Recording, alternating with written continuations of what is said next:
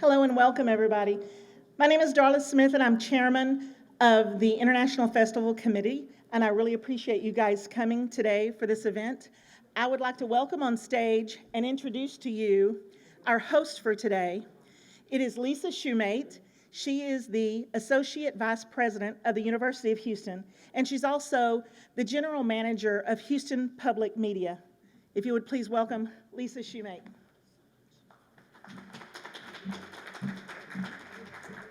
Thank you so much. Thank you so much for this opportunity. I'm extremely honored to be with you today for the International Festival USA 2021 National Celebration of the United Nations World Diversity Day. When I got the call to be with you today, 3 words came to mind: humanity, optimism, and commitment. Humanity, because as I look around the room, I see what we know to be true, the universal capacity for kindness. Optimism, although often tested, it's essential for peace and progress. And commitment, because when we are truly committed to each other and the next generation, nothing is impossible. Individually, there is no cost to love and affirm, to assume the best in everyone and see the possibilities, to follow through, as we say we're going to do, toward a greater good. But when we ignore humanity, optimism, and commitment, the price is always too high to our relationships and to our peace of mind. Our world is so much more connected through technology than ever before. It is my deepest hope that we will build on this technology connection a human connection to unlock the potential that is truly only limited by our imagination. So once again, I am just so thrilled to be with you, and I can think of no one else who more embodies humanity, optimism, and commitment than Martin Comiskey. He is the president and CEO of Interfaith Ministries of Greater Houston, and he is going to lead us in a prayer of unity. Martin, please take the stage. Thank you. Thank you so much, Lisa, Mayor, and distinguished guest. It is my honor to offer a reflection today in commemoration of the World Day for Cultural Diversity.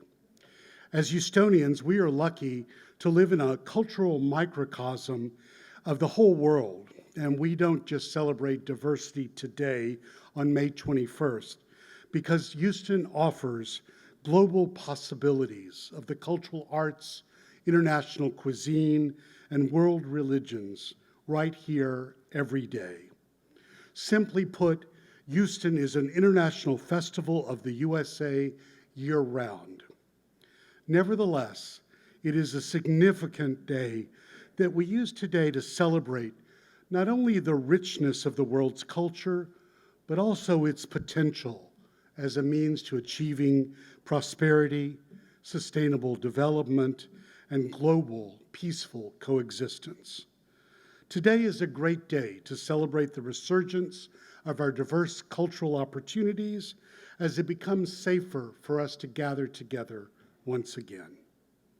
On this World Day for Cultural Diversity, we ask for the divine blessing through all religions and of no particular religion, that we can work together toward equity and inclusion, and that becomes an agent of respect and positive change.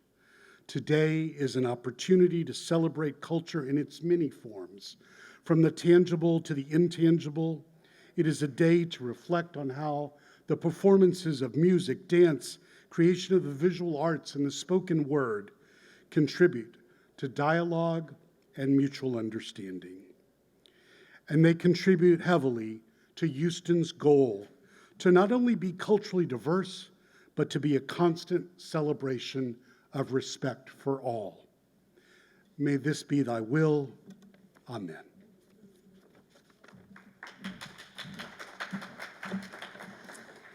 Thank you, Martin. And now we have presentation of colors and the national anthem from the U.S. Marine Corps Houston Bagpipers.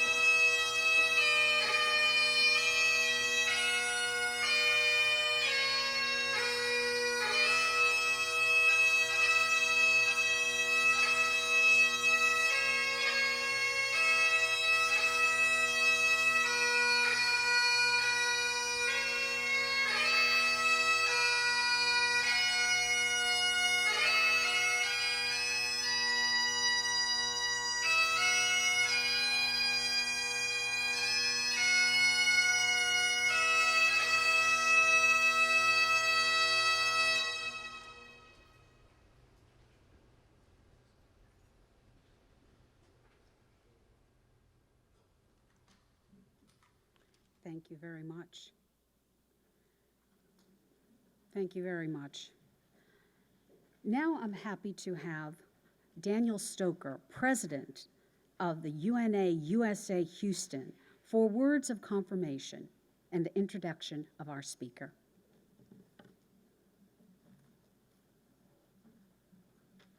Thank you. Good afternoon. I'm Dan Stoker, President of the Houston chapter of the United Nations Association USA. I'm pleased to be here with you commemorating the United Nations World Day for Cultural Diversity and Dialogue and Development.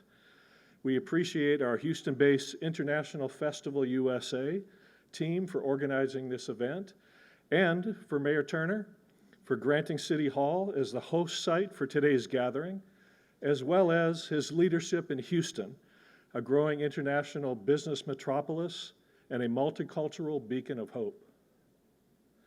The United Nations Association is dedicated to promoting dialogue to build a better global future for all, and invites you to join our efforts.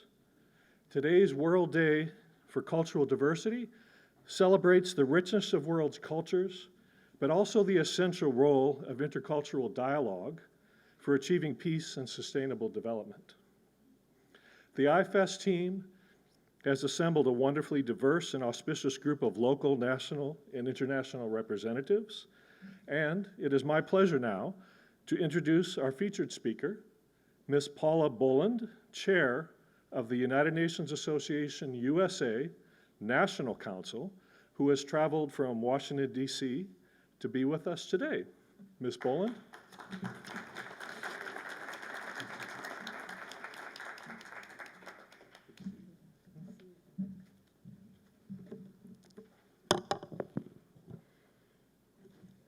Good day, everyone. I appreciate the opportunity and I'm honored to be here in Houston to celebrate World Day for Cultural Diversity for Dialogue and Development, officially observed by the UN on May 21st. While I know this is primarily a virtual event, I can still feel the power of being in a room with a strong group of incredible women and men from all walks of life who want to embrace and celebrate cultural diversity and make this a better world for all. Many thanks to the organizers, L.J. Woodward, Darla Smith from the International Festival USA, and to the Mayor Turner, for providing a venue where diverse perspectives, cultures, and values are appreciated and celebrated. And to our distinguished speakers, in addition to Mayor Turner, Congresswoman Lee, Congresswoman Garcia, and Fletcher, Dan Stoker, as you heard, from UNA Houston, Gina Belafonte from Sankofa, and the Honorable Judy Cheng Hopkins, former UN Assistant Secretary General of Peacebuilding Support. I am fortunate to serve as the chair of the National Council for the UN Association of the USA, which serves over 20,000 Americans from over 200 chapters, supporting the vital work of the United Nations, its agencies, and the 17 Sustainable Development Goals. I am also the president of one of UNA USA's largest chapters, serving over 1,000 members in the national capital area. Diversity is a whole that is greater than the sum of its parts, which include race, ethnic origin and color, religion and creed, sexual orientation, age and ability, to name just a few. As human beings, we are revealed and make ourselves known to one another by infinite varieties of intelligence, language, race, values, politics, religion, national service, gender presentation, philosophy, and a host of other elements common to humankind. No one chooses the culture or society that they are born in. However, culture influences our lives from the beginning to the end. A person's cultural background plays an important role in determining what choices they make and which path they will take in life. More importantly, cultural backgrounds determine how people treat each other. Culture influences personal biases and helps people develop a personalized vision of the world. Throughout my personal and professional journeys, I have benefited from having exposure to other cultures and backgrounds. As the daughter of Fulbright scholars and scientists, I have lived and worked in different countries and have come to appreciate the critical value of cultural understanding. This has had a profound impact in the choices I made and the path I took from becoming a lawyer to transitioning careers and sectors following my passion for cultural diversity and international cooperation.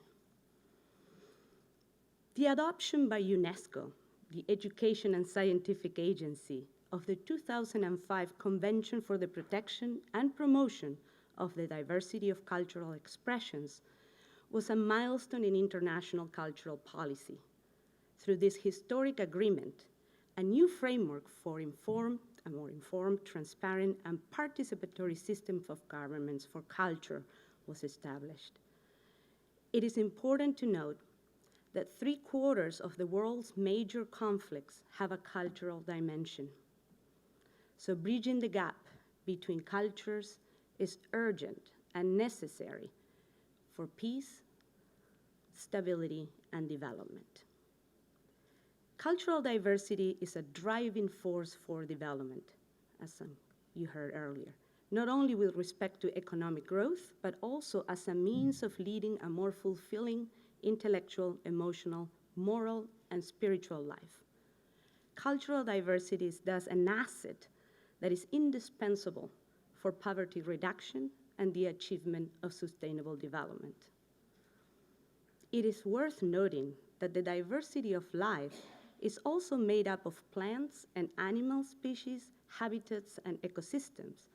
Therefore, a more sustainable world is one in which biological, cultural, and linguistic diversity thrive through the strengths of the system. It is upon the foundation of this diverse array of ecological and human cultures that a sustaining, resilient world is built.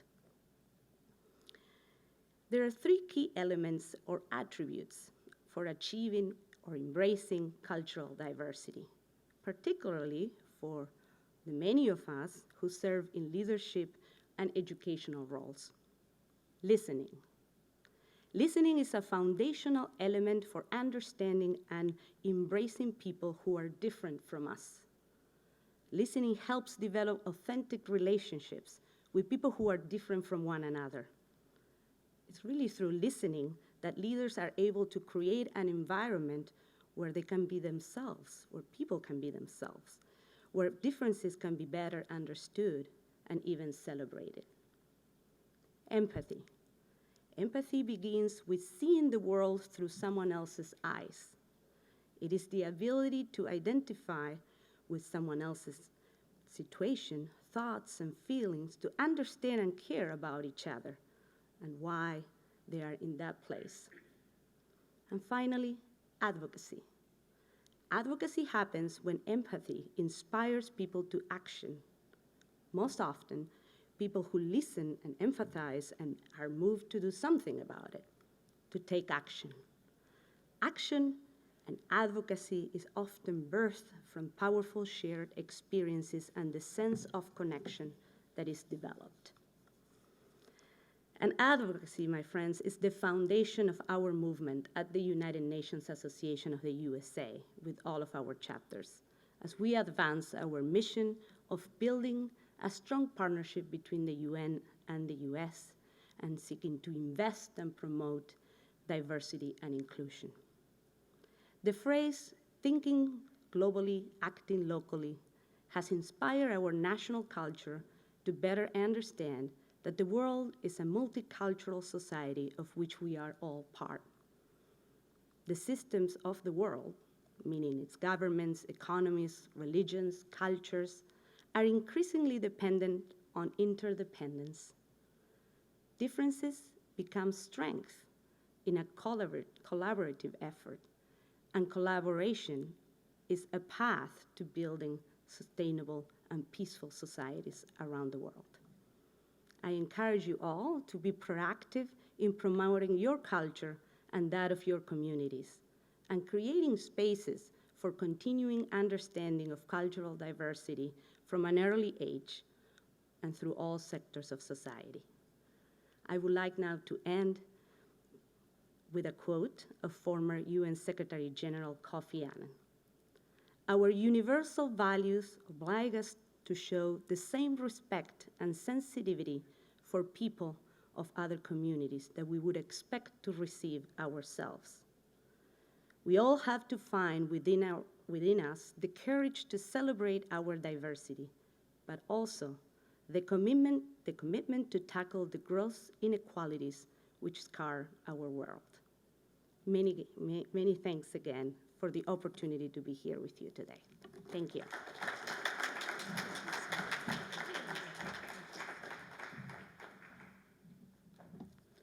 Thank you so much. And now we have the pleasure of hearing from the Honorable Mayor Sylvester Turner. Mayor Turner.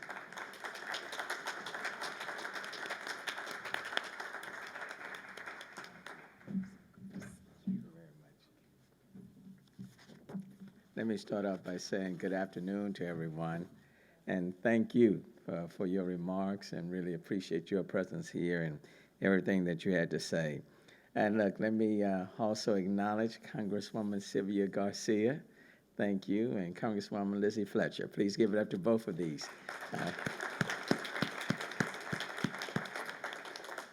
In many ways, we have an international congressional delegation coming out of the Houston region, and I'm very proud of that. Look, it is a pleasure to join all of you here today to help celebrate Houston's diversity. I want to acknowledge the work done by Mr. L.J. Woodard. Yeah, where is L.J.? Right there. Normally I see you in jeans, and now you're in a suit today. And I want to thank all of those that are joining us from the United Nations Association to members of our Houston Consular Corps, and with special greetings to everyone else who happens to be here today. And today we are celebrating the United Nations World Day for Cultural Diversity, for Dialogue and Development. Let me just start off by saying I have the privilege of traveling the globe every day from the city of Houston. The good news in this city, you don't have to take a flight and you don't have to get on a cruise. You can simply drive around the city of Houston, and literally you can see the globe every single day, because people come from all over, and we happen to be the most diverse city in the United States, and I'm proud about that. What makes a great city? A diverse city. But what makes a spectacular city is when you take a diverse city and you turn it into a very inclusive city. Because you can be diverse and yet separate, segregated, and apart. The question is, can we be diverse and be inclusive? And that's something we have to strive at every day. A day that recognizes and promotes the positive impact of a wide array of cultural backgrounds that we have in our society, and that one that we fully recognize here at the city of Houston. Today, we are also celebrating Asian American and Pacific Islander Heritage Month. The cultural fabric of our city would not be the same without the remarkable contributions of both our Asian Americans and Pacific Islander community, as well as communities from around the world that make Houston home.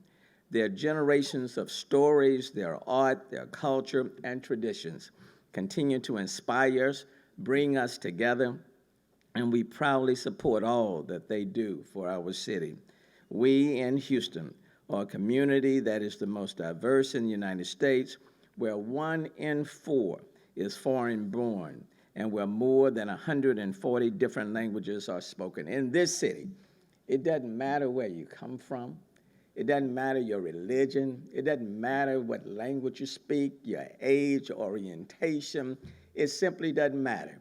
If you are here, you are welcome in this city, and I happen to be your mayor. And we stand up for you, regardless of who you are or where you come from. And that's the beauty of our city. We have come a long way, Congresswoman, over the last 25 years. How boring it is to be in a place where there's not a lot of diversity, but how exciting it can be when you take advantage of people that come from all walks of life, from all over, and you put them in one geographical setting. You just have a very dynamic and vibrant city, and that's what we have. And we in Houston, we are a community that is the most diverse. Our community is enriched by this diversity, but it does nothing for us to be diverse if we are separate, segregated, and apart. And what makes Houston so special is our inclusion.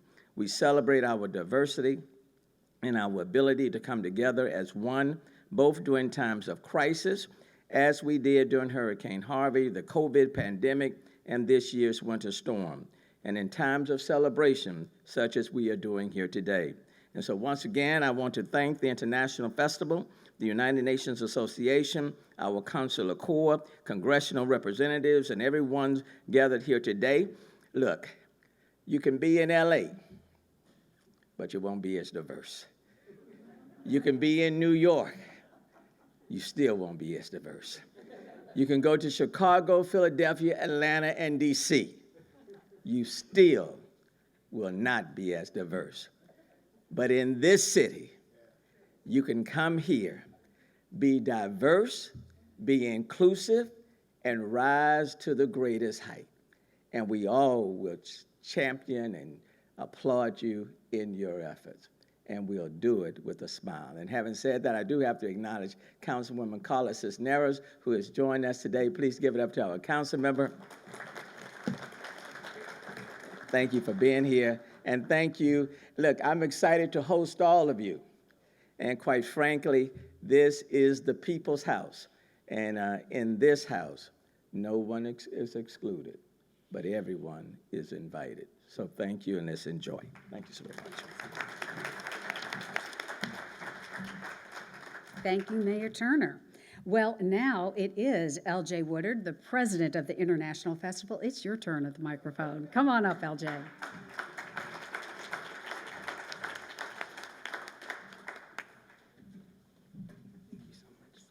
Well, I was supposed to introduce Mayor Turner, but we got lost with that. But I had to come up. I would be remiss not to acknowledge him. It was due to the multicultural advancement of this city is because of the clear goals and the aligned vision of multiculturalism, diversity, and it's because of you that we're the third largest city within the country and the most diverse region within the nation. It's because of your leadership, and we thank you for that. I also want to thank your staff, Susan Christian, my mentor from afar.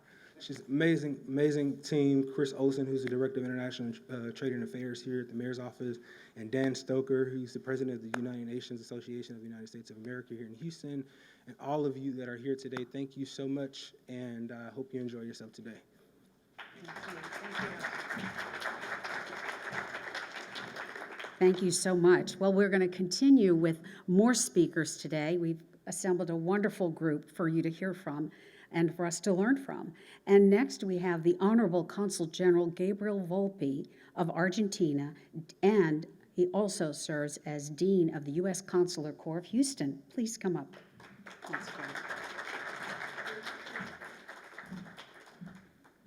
Good afternoon. How are you? On behalf of the Consular Corps of Houston, it's an honor and a pleasure to be here to celebrate the United Nations Cultural Diversity Day. What better example that the group that I represent, in which there are more than 90 countries serving here, consuls from different countries, serving for their communities that are living in Houston. It's so important in this time when we all are suffering the ravages of the pandemic. We have to insist on the need and the dialogue throughout the planet. Today, more than ever, it has become clear that from this situation, we can overcome alone. We must all work together. And what better place than Houston for this celebration, a diverse city par excellence. I must confess that before I assumed my duties here, I was unaware of this aspect, and this was a pleasant surprise. And as I am ending my mission here in Houston, I want to mention something. I was lucky enough to work in this city under the leadership of Mayor Turner.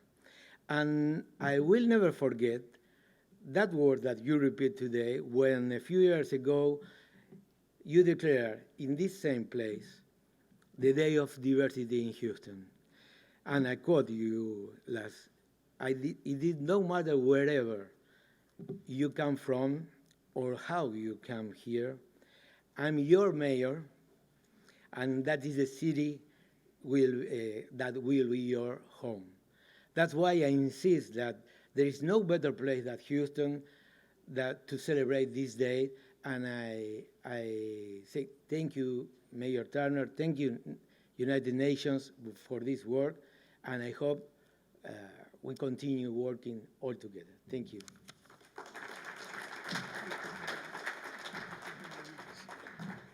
All right.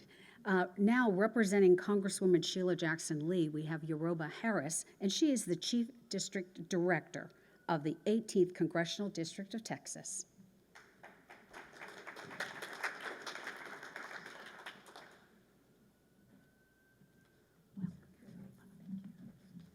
Good afternoon to everyone. What an awesome celebration. And as she mentioned, I am Yoruba Harris, and I'm here representing Congresswoman Sheila Jackson Lee, who regretfully could not be here, but I am happy to be here in her steadfast on this occasion, this great celebration of diversity in our city, in our state, and our nation, and our world. And let me just say that Congresswoman Sheila Jackson Lee, that she thanks the executive committee. First of all, thank you, Mayor, our wonderful, greatest mayor that there is. And to her other colleagues, Congresswoman Garcia and Congresswoman Fletcher, and Councilmember Cisneros, I believe we saw her, there she is, I was with you on last night. But so great to be here again on behalf of Congresswoman Sheila Jackson Lee, and she is a very strong proponent of diversity in all of its forms and means of advancing opportunity, inclusion, and quality of life for everyone. She sees the benefits of diversity throughout the 18th Congressional District and the city of Houston every day. And Congresswoman Sheila Jackson Lee extends her regrets and best wishes for this celebration. This is a day that provides an excellent opportunity to deepen our understanding of the values of culture and diversity.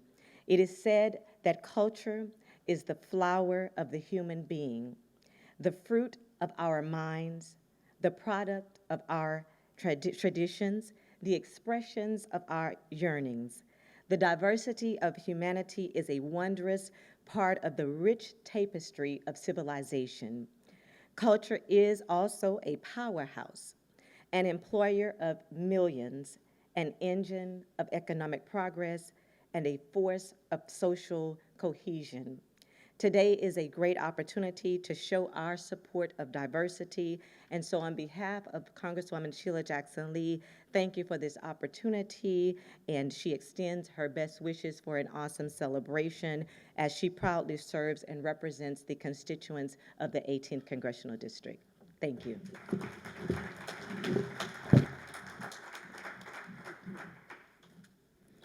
All right, up next, we have Congresswoman Sylvia Garcia representing the 29th Congressional District of Texas. Congresswoman Garcia.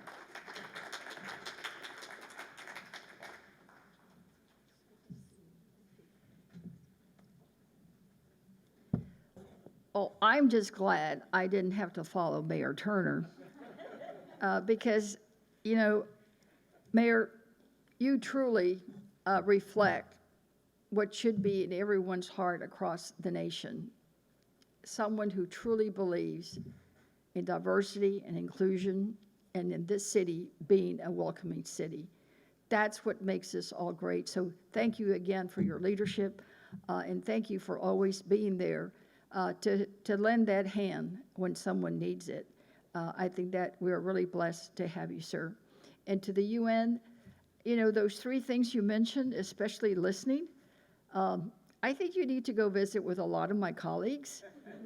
It might make us move into the advocacy and action a little more, because it truly are, all three are elements that are important in the work that we all do to promote equality and diversity and inclusion. And what a great celebration this is. I know that when I reflect on the many years that I've been coming to this building, Mayor, as you said, this city has grown, but it's grown to focus on the strength of diversity. And I think that that's what has helped us put us where we are. But we must continue to do that, because at every front, there are people who are trying to set us back, to turn the clock back. And I certainly can tell you that many of us in Congress are working really hard. And when it comes to an issue like diversity and inclusion, Representative Fletcher, Representative Green, Representative Sheila Jackson-Lee, all of us work together to make sure that we keep us on that right path and that we do not turn back the clock. I just want to leave you with one number, 146. 146. Now, many of you are probably wondering, what does that have to do with anything? It is the number of languages that are spoken here in the city of Houston. 146. And with those languages come our cultural diversity, our different heritages. And as the mayor said, you know, they may leave their homes and we welcome them no matter what country they come from, but they come with a language. They come with that heritage and rich history. And that's what's great about putting it all together to make our city what it is. Imagine 146 in Consular, dice que son 90 consulados aquí, and 90 consulates. 90 countries have someone here representing their country. That's huge. I don't know that any other city has that. So remember that next time you hear someone speaking a language other than yours, don't laugh or mimic them. Appreciate it and respect it. I know even sometimes on the plane, I see flight attendants just kind of half hearing what someone is saying when they're on the plane and speaking Spanish and can't find their way. We've got to be mindful that everybody is part of that humanity. Well, Lisa, I think you mentioned humanity, because that's what will make us stronger. So again, thank you all for being here, and have a great celebration. And we will continue to be here as long as it takes to make sure that everyone is welcome in this city. Thank you now.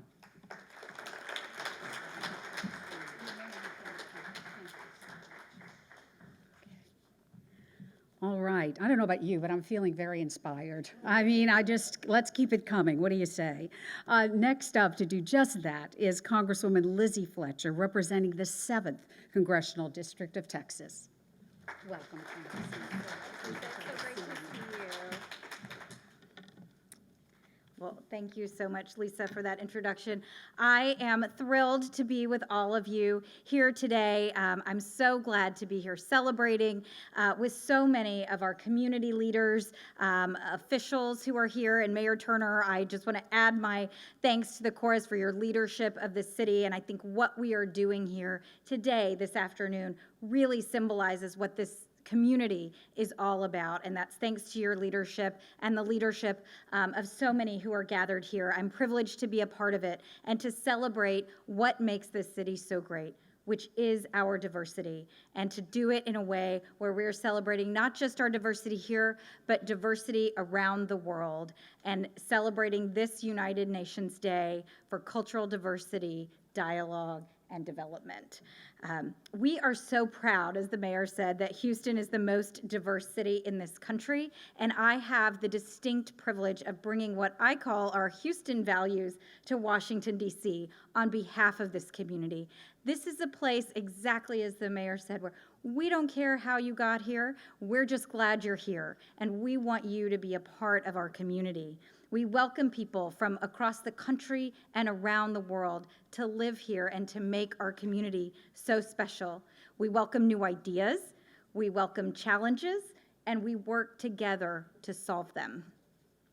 I could go on and on about our diverse offerings, about our diverse traditions, about the places you see our diversity everywhere, from our restaurants to our rodeo. But I think that everyone here knows that, everyone here appreciates that, and it's our opportunity today to help bring people in and help them understand the importance and the value of cultural connection, of learning from others, and of celebrating that diversity as well. So around the world, people are celebrating this day too, and I'm pleased to join them to send our greetings on behalf of Texas's 7th Congressional District here in the city of Houston, and to reflect on and reaffirm our commitment to working together. I've had the privilege of representing people from around the globe who live in my district and who live and work across this community. And I can say for certain, after doing so, that it is the diversity, the incredible ideas, and the welcoming nature of this community that is a model for people across the country and around the world. So I know I speak for the people of the 7th Congressional District in wishing a wonderful international festival, and I'm so delighted to have the honor of being here to kick it off. Thank you so much. I hope you have a wonderful International Festival.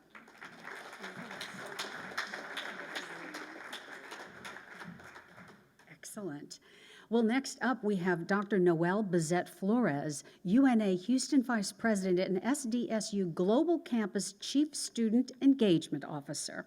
Dr. Flores? Okay, all right, a little change in the program. Okay, absolutely. All right, thank you for that. All right, so now we will move on to the Honorable Dr. Tetta Banks, Executive Board Member of the World Federation of the United Nations Association, and that includes over 100 nations, immediate past chair of UNA USA, and member of the Consular Corps College. Dr. Banks.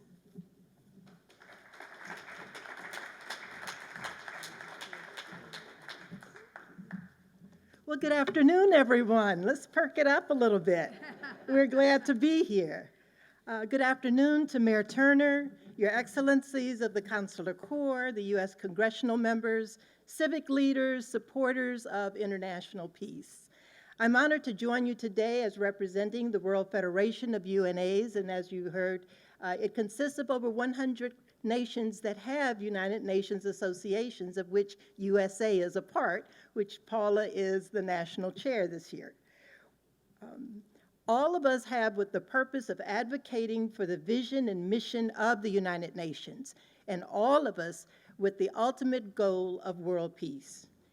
And as we know, as Dr. King stated, peace is not merely the absence of war. It is the presence of justice, equality, human rights. On this World Day for Cultural Diversity, for Dialogue and Development, designated almost 20 years ago by the United Nations, we come together in the most diverse city in the United States, you're going to keep hearing that, in the most diverse nation in the world. Now, we haven't said that, Mayor. We got to tout that a little bit.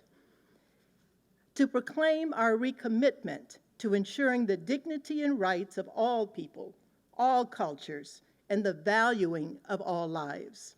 We come together to proclaim the ideals of the UN Charter, which affirms faith in fundamental human rights, in the dignity and worth of the human person, in the equal rights of men and women, and of nations large and small. We come together to proclaim, as stated in the UN Declaration of Universal Rights, that every individual and every organ of society shall strive by teaching and education to promote respect for these rights and freedoms, and by progressive measures, national and international. These are the goals of the great dialogue for development upon which we have embarked. These are embedded in the SDG Goal 16 of the 2030 Agenda for Sustainable Development Goals, building peaceful, just, and inclusive societies. At this moment, this great dialogue is more imperative than ever before. Throughout our cities, we are ravaged by racism and race hate.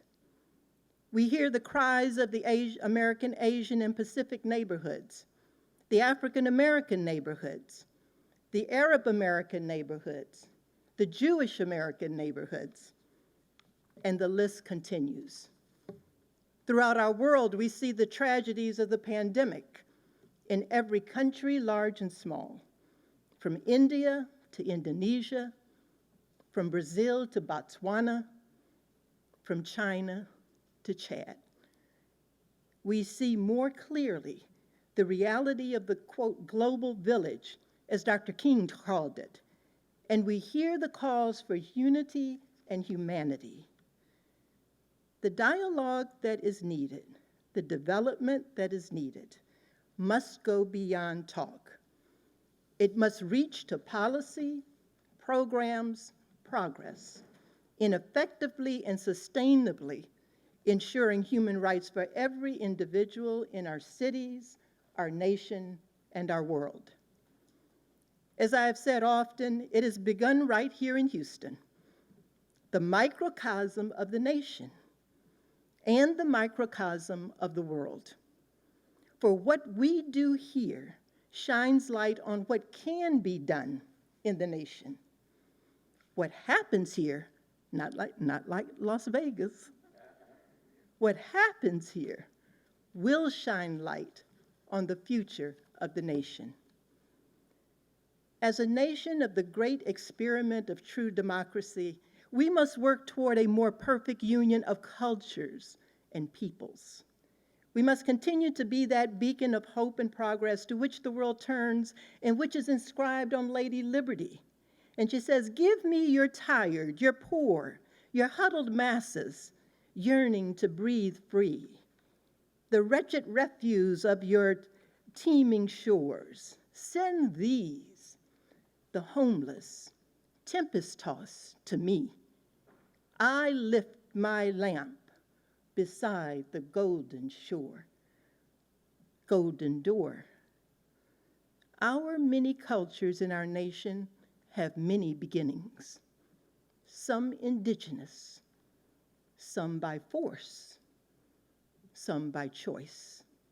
But no matter those beginnings, out of many we are and must be one nation, e pluribus unum.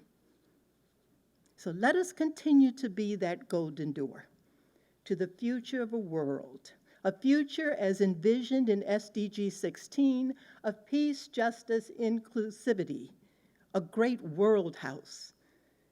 As United Nations Association founder Eleanor Roosevelt said, "It isn't enough to talk about peace. One must believe in it. And it isn't enough to believe in it. One must work at it." So today we together, from city, state, nation, and international representations, recommit to that great work and to that great mission on this World Day. Thank you.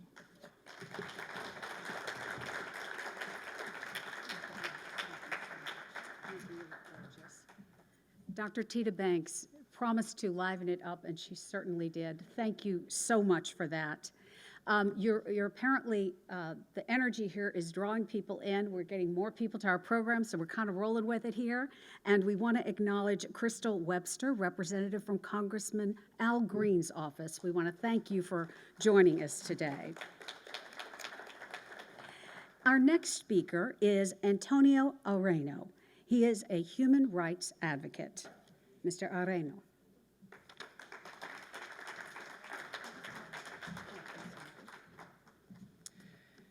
Good afternoon, everyone. Mayor Turner, thank you so much for hosting us, distinguished guests and representatives. It's truly an honor to stand before you as an immigrant and a proud Houstonian to deliver today's Unity Address. You see, sometimes people forget that America extends beyond the borders of the United States, that the continent of North America stretches from Uttawa, Canada, to Michoacán, Mexico, where my parents left everything we knew and was familiar behind when I was just 3 years old. They came to America because they were seeking the economic, health, and education opportunities that unfortunately did not exist in my native and beloved Mexico. Today, we are seeing so many families across the globe continue to face decisions just like mine.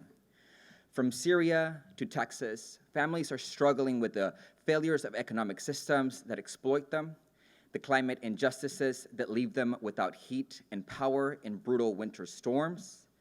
This is why we're seeing an uprising of youth around the world.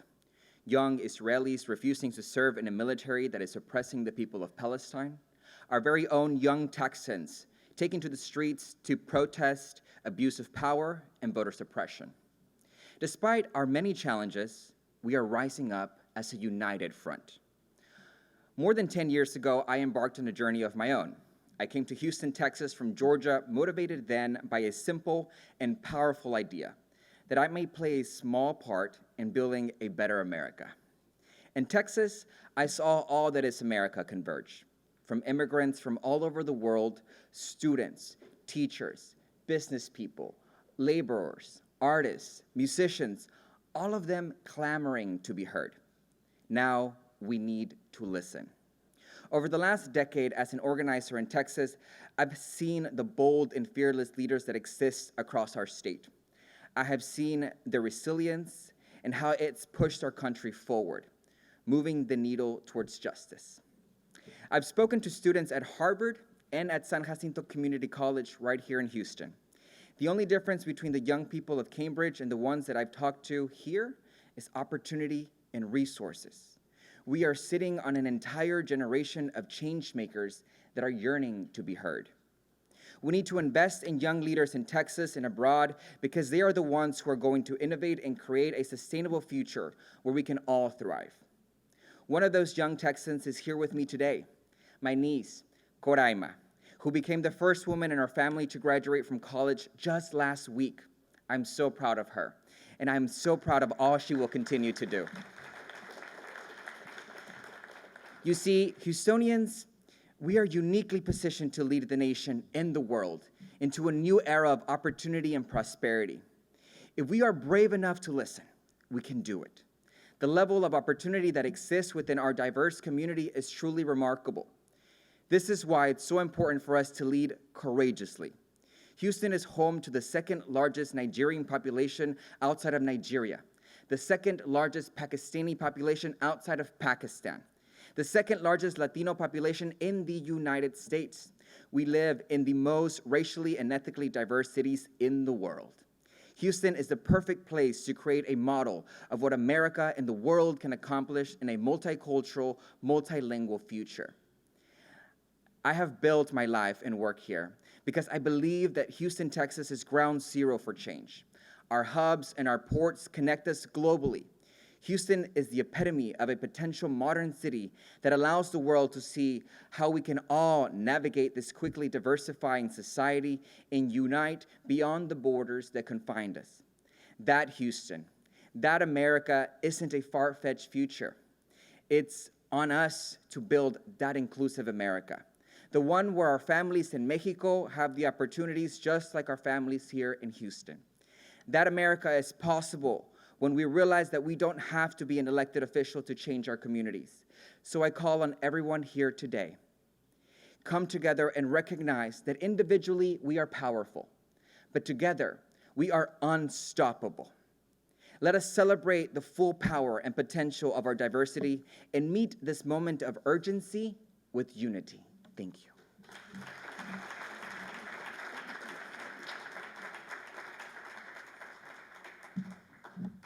All right, Excellent. I want to call your attention to the sign over there where it says Sister Cities, and you see they're all over the globe. Because next, you're going to hear from Ellen Goldberg. She is the former president of the Sister Cities of Houston. Ellen, please join us.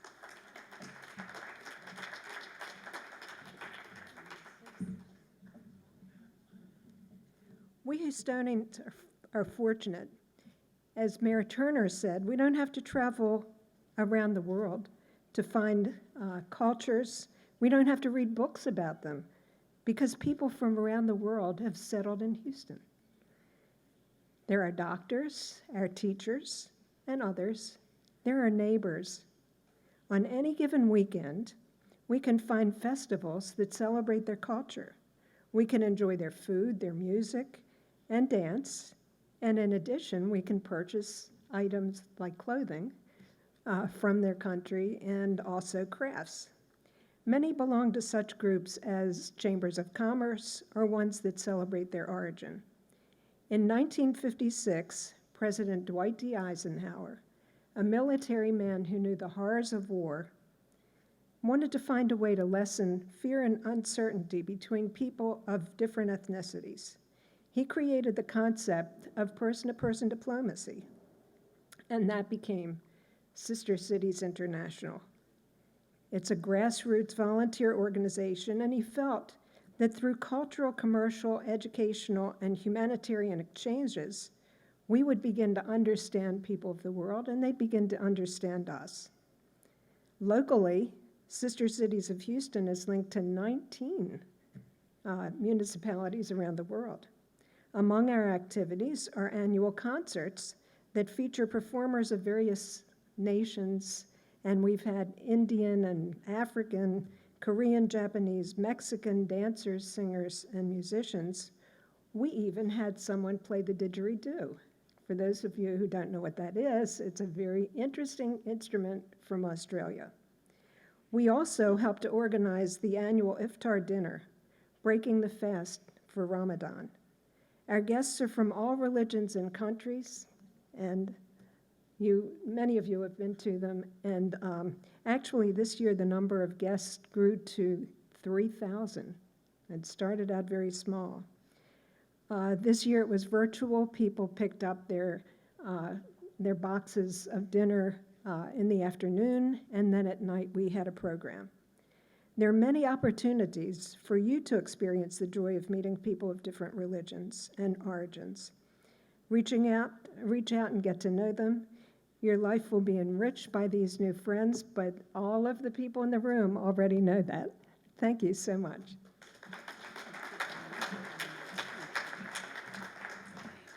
Excellent. We heard Mayor Turner refer to the fact that this is Asian American and Pacific Islander National Heritage Month, Call for Solidarity. And next, we're thrilled to hear from the Honorable Consul General Hideo Fukushima of Japan. Please join us at the podium.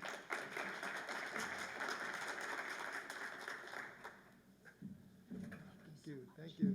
Well, thank you so much. Good afternoon. Thank you for having me in this special celebration of a UN Day for the Cultural Diversity. And I want to thank iFest and UN Association and also Mayor Turner and the city for having me as a kind of a representative from the Asian Consular Corps. And I really thought that this is relevant, particularly as we are coming out of this pandemic.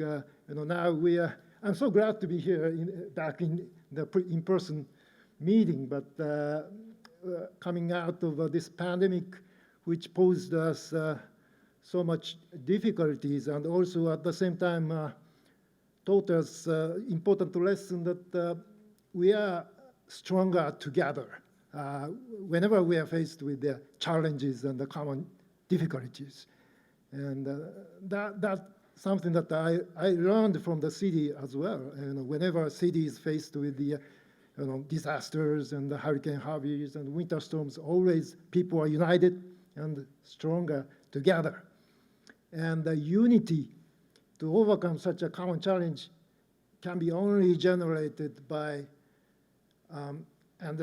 mutual understanding of differences and the similarities among us in our culture and the social and even religious background. So on that account, I really appreciate this celebration.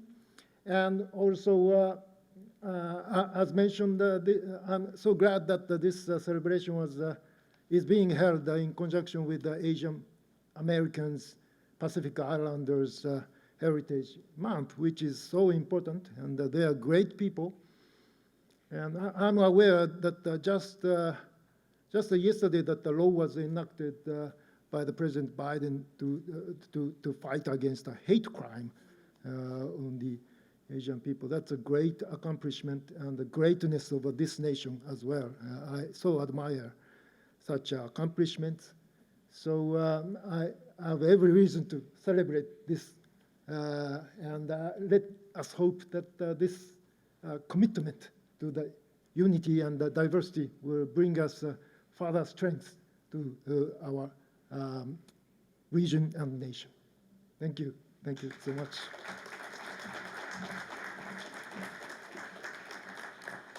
Thank you for those wonderful comments.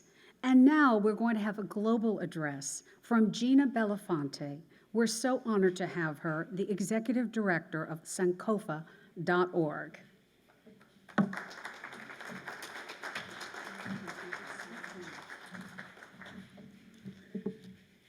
Oh, I've got a different view from back up here. Greetings. I would like to acknowledge the ancestors and all those who came before us, our Native and Indigenous ancestors, our African ancestors, all those who paved a way for us to be here today, all our relations.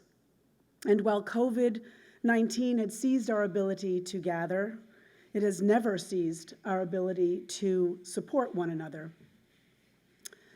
I would like to acknowledge also Mayor Sylvester and Congresswoman Sheila Jackson-Lee and all the civic and social, diplomatic, and spiritual members of the community who are present today.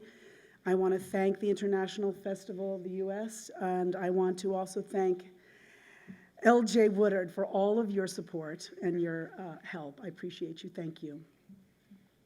So today is the official celebration of Multiculturalism Day and diversity. This festival promotes learning and information exchanges in support of peace, love, and friendship. We have gathered to promote world geography, traditions, and cultures. I come from a multicultural family, and when I was a child growing up, I would be asked often, "What are you?" I would answer, "Well, my mother's white, my father's black, and I'm Puerto Rican." Now, this may seem funny, and it was a way in which I would use humor to mask my shame and confusion and fear of not answering correctly or being what the person wanted me to be. In fact, my mother is Russian-Lithuanian descent. My father hails from the African diasporic island of Jamaica and Scotland, as the Scots were among the invited colonizers to that island. From this great union, I've had the opportunity to be exposed to the benefits and the challenges of multiculturalism. I've grown to have a deeper understanding of how incredibly unique I am and how my uniqueness is of benefit to the ever-melting pot of humans that make up America as we know it. So while I am of mixed race, how do I define who I am culturally? If culture is, one, made up of the values, beliefs, underlying assumptions, attitudes, and behaviors shared by a group of people, and two, is the behavior that results when a group arrives at a set of generally unspoken, unwritten rules for how they will work and live, the question is, how do we define American culture? I pose these two questions that lead me to a third. Who are we really as self-proclaimed Americans? We must acknowledge the collective collusion around the specific narrative of this country and its Holocaustic origins. So if we Americans are derived from a multiplicity of physical spaces and cultures, and if we are identified as the United States, then was the intention for us to come together simply to tolerate each other, or to be as one, unified in our personal and collective growth as a nation, society, and evolution as human beings? As we know, most of history is written by the winners or conquerors, those who were elevated into leadership and rule through violence. Whole societies, cultures, and communities have been left out of the narrative of our learning of our collective history. If we can agree this to be true, it is a start to lay out our origin story in truth and accountability, acknowledging that first we are of the human species, and given our physical origins, we evolved into separate identity cultures that disconnected us in some ways from each other. I bring this to consider because the origin story of America is something we have far too long shied away from reconciling. And as we are eager to heal as people, we must create an environment for improved learning to increase tolerance and opportunities for us to come together. Each May, the United States celebrates Asian Pacific Islander AAPI Heritage Month to commemorate the vital contributions of Asian Americans, Pacific Islanders, and Native Hawaiians to the American story and to recognize some of the challenges they have faced along the way. Our AAPI community in the U.S. today traces roots to 19 different origin groups from East and Southeast Asia and the Indian subcontinent. We can appreciate the rich diversity that they represent and the unique histories and cultures, languages, and experiences they are weaving into the fabric of the U.S. The recent wave of civil unrest, hate crimes, and anti-Semitic sentiment, coupled with the coronavirus experience, has impacted our country and the world in ways we would have never imagined. This reckoning with the current state of things has met us to a call to action.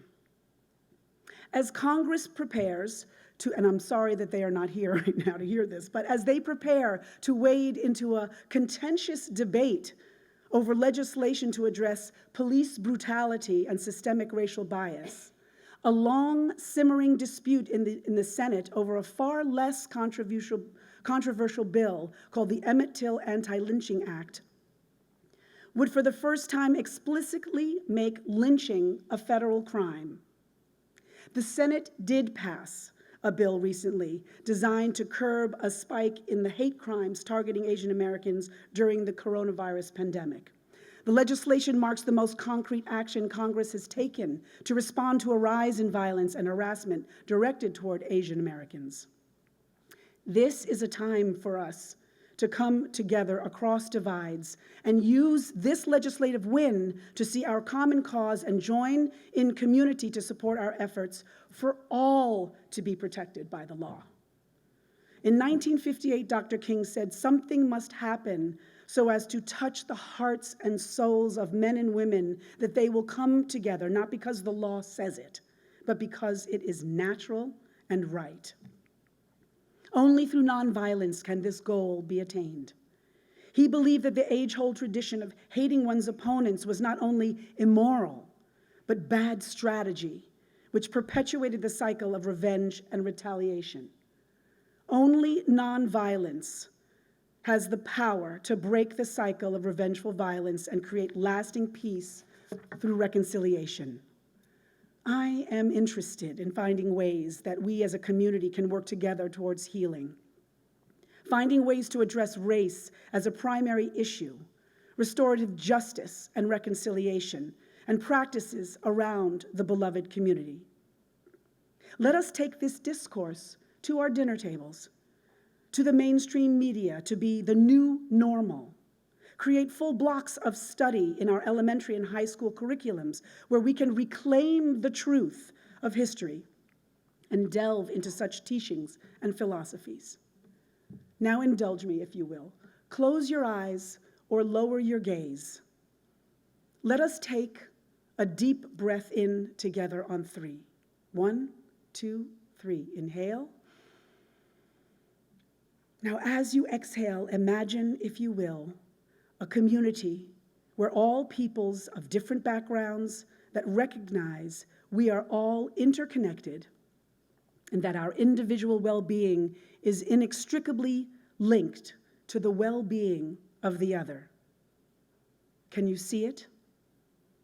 In the creation of the beloved community, it is our task to creatively bridge the divides of prejudice and mistrust that lie within the human head and heart, including and most importantly, in our own heads and hearts. We need to get beyond the shame of our history and put our egos aside and hold ourselves accountable for our part in the ongoing oppression of any people of different faiths. So where do we find solutions and strategy? Have you ever wondered, can we fix the climate crisis without fixing democracy? Can we fix the democracy crisis without fixing education? Can we transform the world without transforming ourselves first? And finally, can we achieve these goals?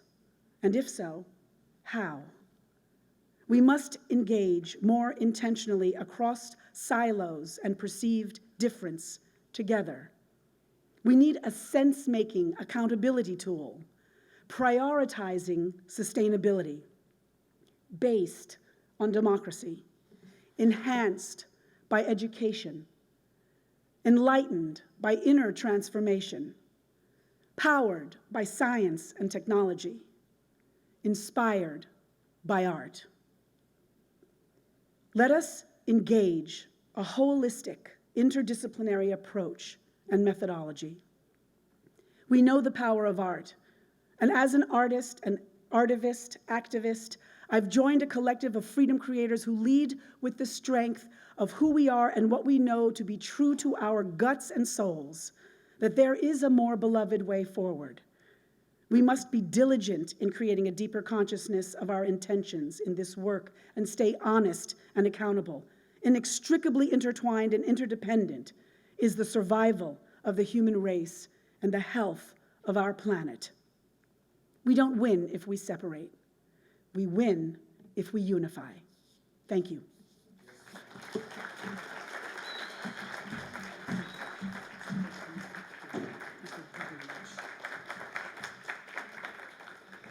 Thank you so much. Next, we are going to hear from the Honorable Consul General of Egypt, His Excellency, Mr. Khalid Rizk.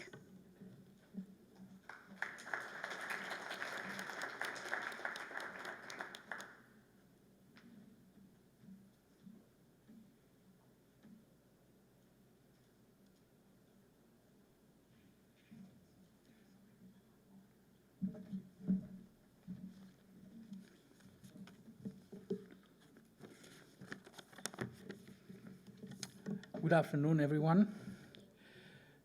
Ladies and gentlemen, distinguished guests, it gives me a great pleasure to participate in this special meeting, which highlights the importance of multiculturalism in the society.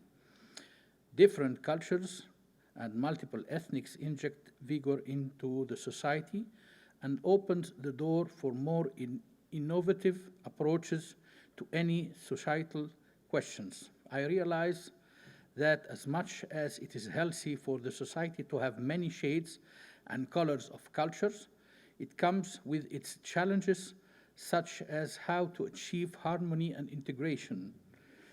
It is an interesting topic indeed, and many ideas jumps into my head in this regard.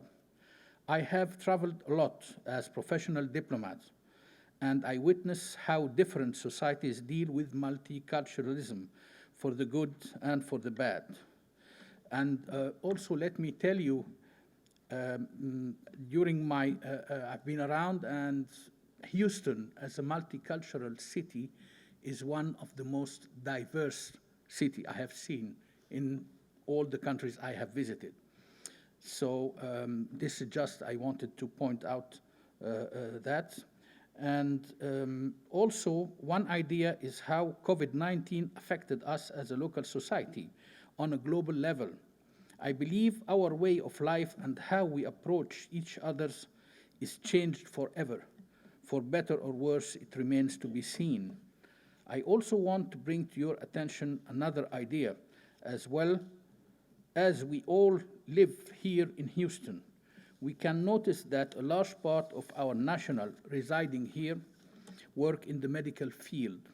I want to seize this opportunity to commend the immigrant doctors, nurses, and medical staff who put their own life on the line, working hand in hand with their fellow Americans to save the lives of others. A special thanks goes to the Egyptian medical staff who I followed closely and know they honored their motherland by setting an example for dedication and professionalism. I can go on and speak for hours, but of course, for your time, I would like to end saying that, or thanking the Mayor Turner for his leadership and the wonderful work he is doing in our city, Houston. Thank you, everyone.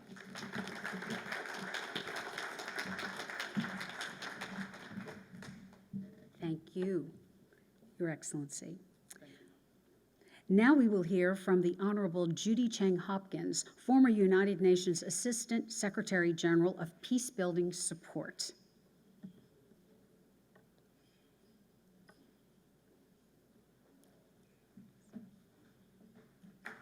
Yes.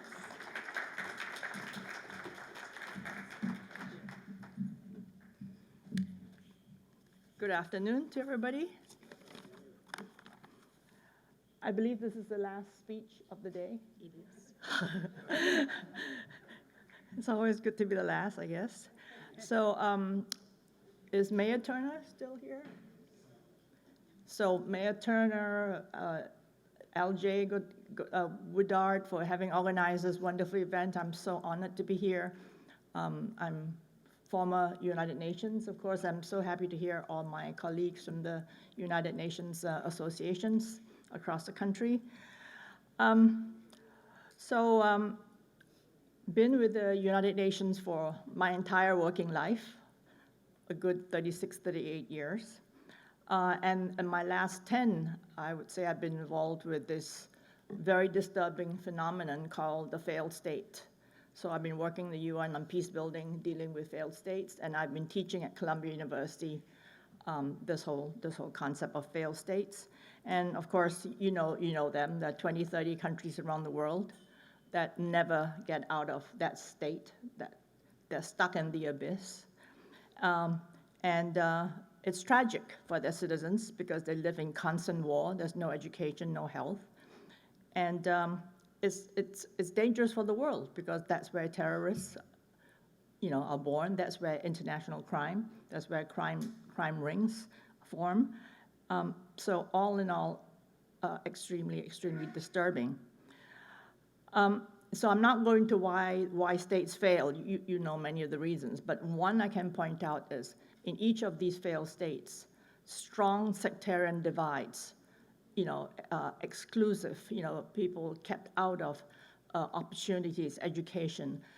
These strong divides, tribalism in these countries is usually a common trait for failed states. So let's come back to that later. But I'm not here to talk about that. I think I've been invited mainly because I'm with the UN and because I'm Asian. So I'm here to talk about the recent spate of anti-Asian hate crimes. So in the interest of time, I'm going to keep my remarks to 3 points, only 3 points. And maybe after all the long speeches, it's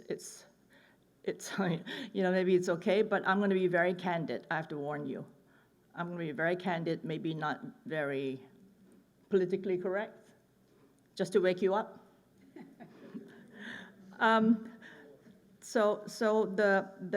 first point I want to make is I want to talk about something very germane to crimes of hate against Asian Americans.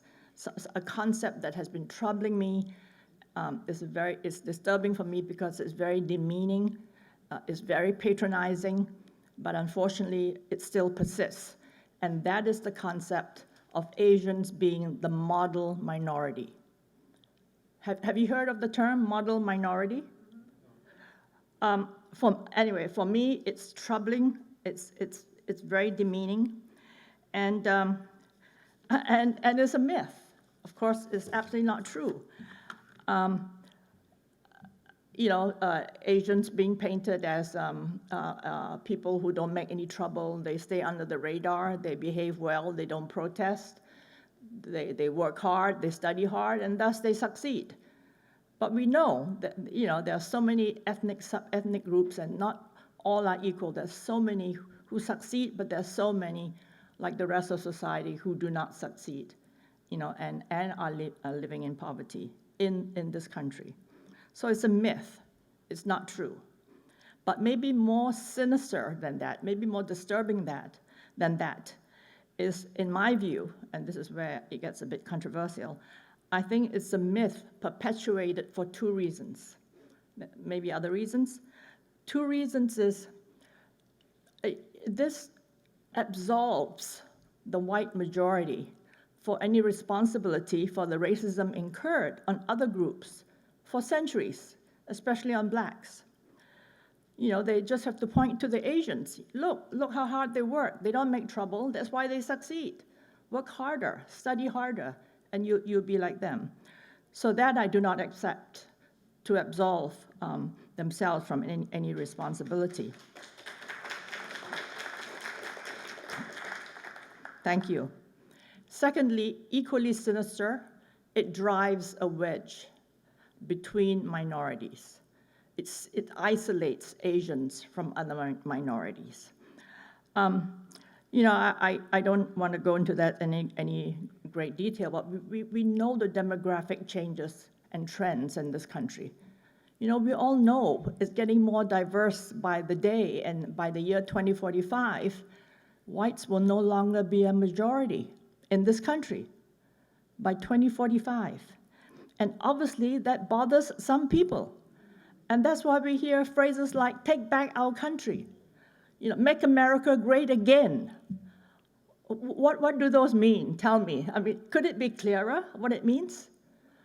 How can we pretend what it means, right? Am I right, or am I being overdramatic? So I think it seeks to drive a wedge, and it keeps us from because they see dangers in the demographic changes. Now, I want to make it clear, I'm not talking about all white people. This is a minority, let's be very clear, but unfortunately, a not insignificant minority. A not insignificant minority. I was told 30%, 35%, 37%, that unfortunately today in this country harbor those thoughts. So for me, that's extremely disturbing. It goes back to the divide and conquer strategy. So if you put yourself in their shoes, I guess you can see why divide and conquer strategy makes sense at this point. But the good news is, so some Asian Americans, unfortunately do fall for that as well. We're the model minority. But the good news is, this is proving to be intergenerational. While the first generations of Asians who came to this country, most of whom came over in the 60s, 70s, 80s, the second and third generations, obviously having benefited from education, having had, understanding the American system, no longer will be submissive and accept that. And you can see it by simply Googling information on the latest spate of violent crimes against Asians and all the various NGOs and groups that have formed as a result and what they stand for. So the good news is intergenerational, and many now in the younger generations will not accept this kind of generalization, and they understand that in America, to be meek and mild does not work. Being meek and mild in America does not work.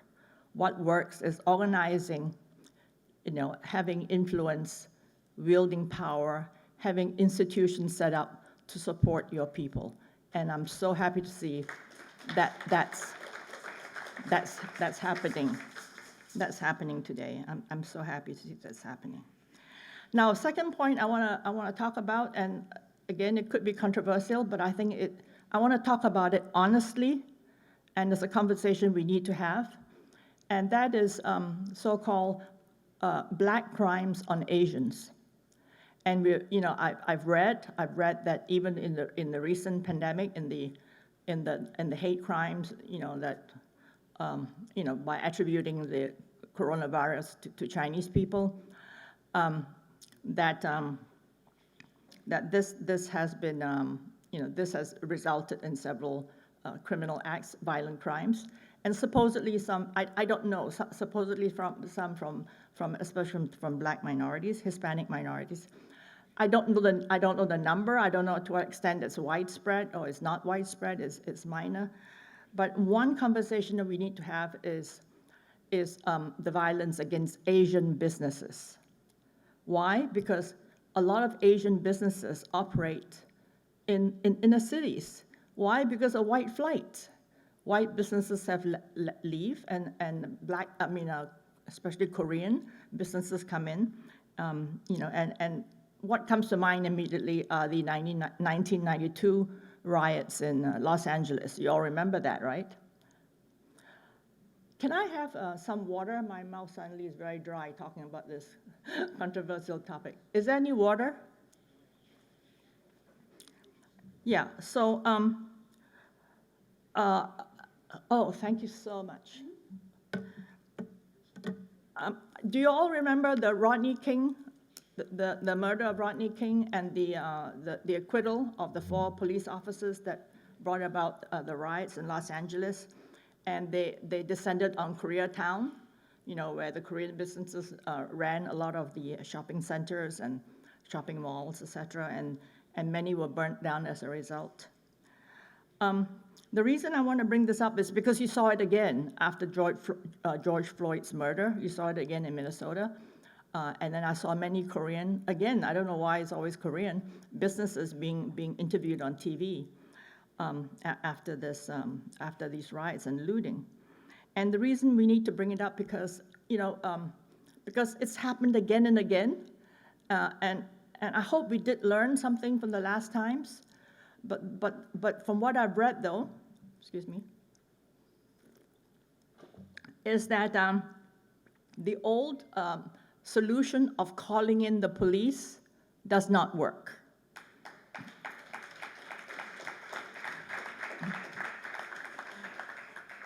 In 1992, I happened to come across this article. When they looted these Korean stores, the Koreans had to go on the rooftops of their shopping centers with guns to protect themselves because, why? The police didn't show up for 3 days. 3 days. Did you read that too?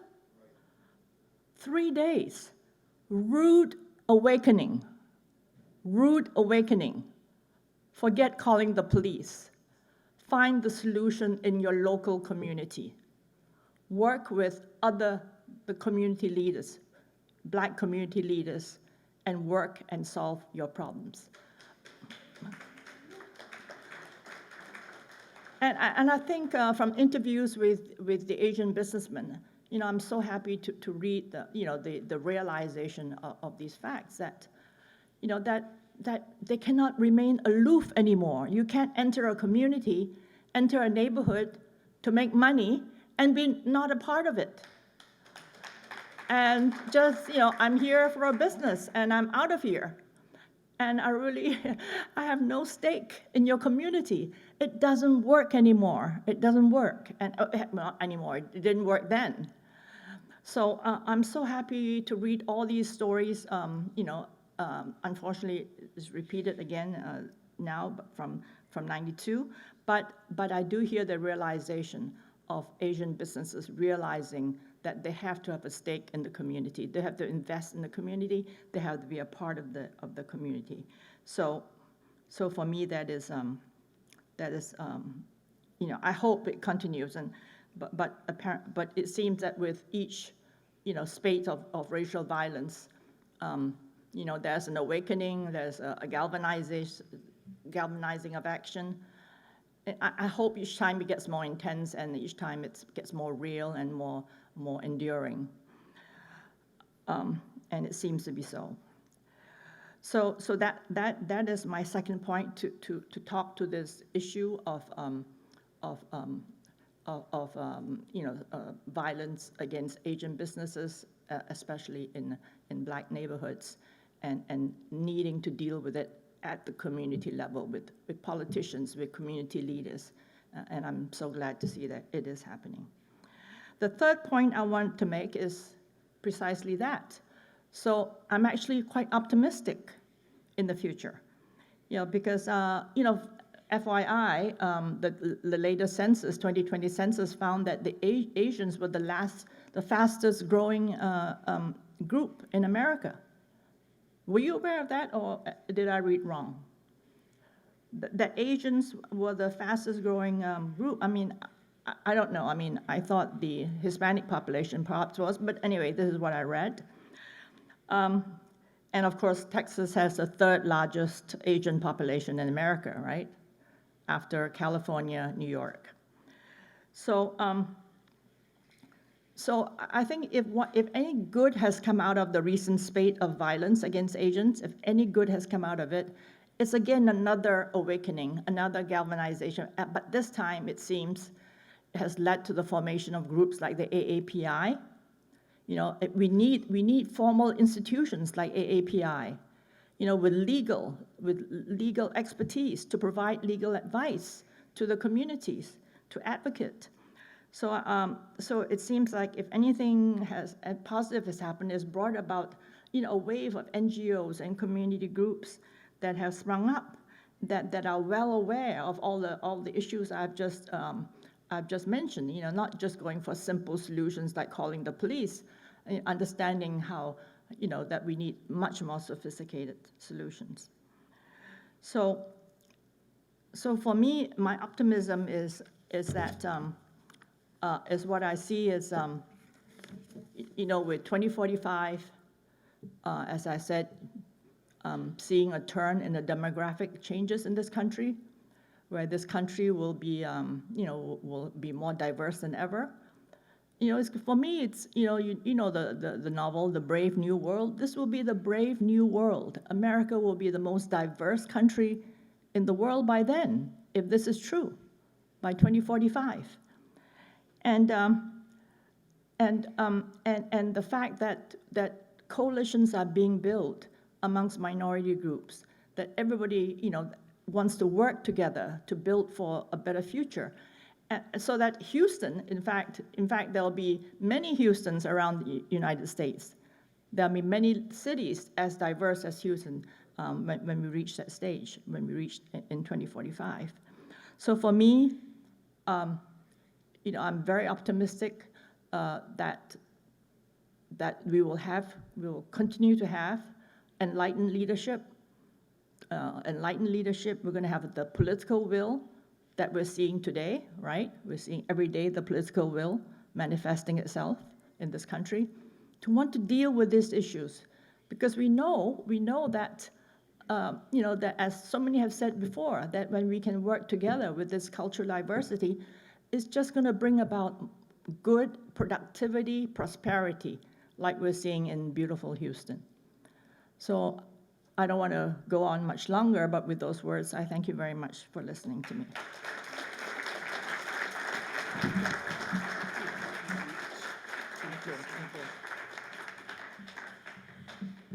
Well, I just want to add my thank you to Darla Brown, the chairwoman of the International Festival, who was at the very beginning of the program, if you didn't get to see her, and L.J. Woodard, the president of the International Festival, for allowing us all to share in a day of learning, and what Gina so eloquently said, the required work between our heads and our hearts. Thank you so much for those powerful words. And they've put together a big finish for you. I want to tell you about this. You are going to see performers that are Native American, European, African, Latin, and Asian. This is a performance featuring the Aztec drum and dance, the Cancust, an African dance and drum ensemble, Mixteco Ballet Folklorico, Teochew Association Unicorn Dragon and Lion Dance, and Kuman Calais. We are so thrilled to have you with us. Let the show begin.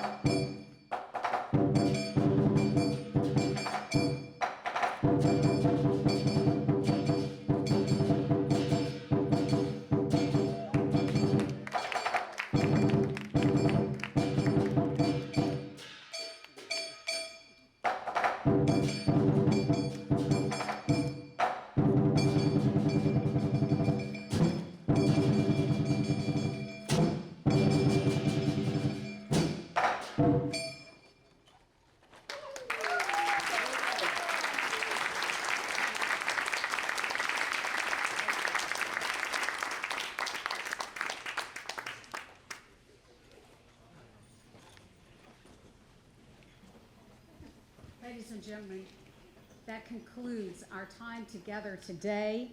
I appreciate your being here to share in the unity and the diversity that is this day of the International Festival of the United States of America, national celebration of the United Nations World Day for Cultural Diversity, for Dialogue and Development. It has been an honor to be with you today. Have a wonderful, wonderful weekend. Bye-bye.